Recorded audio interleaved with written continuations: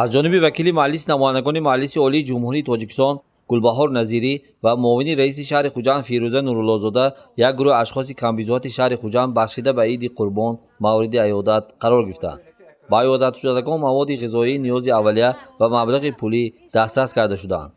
зимни айёдат таъкид шуд ки ба шарофати истиқлолияти давлатии кишварамон таҳти сарварии асосгузори сулҳу ваҳдати миллӣ пешвои миллат президенти ҷумҳурии Тоҷикистон муҳтарам Эмомони Раҳмон миллати мо дар озодии виҷдон дину ақида адои маросими суннатию динӣ соҳиби имкониятҳои фаровон гардида дини мубини ислом ҳамчун дини поку беолоиш ва раҳнамои накӯкориҳо дар кишвари мо мақоми мустаҳкамро соҳиб гашт.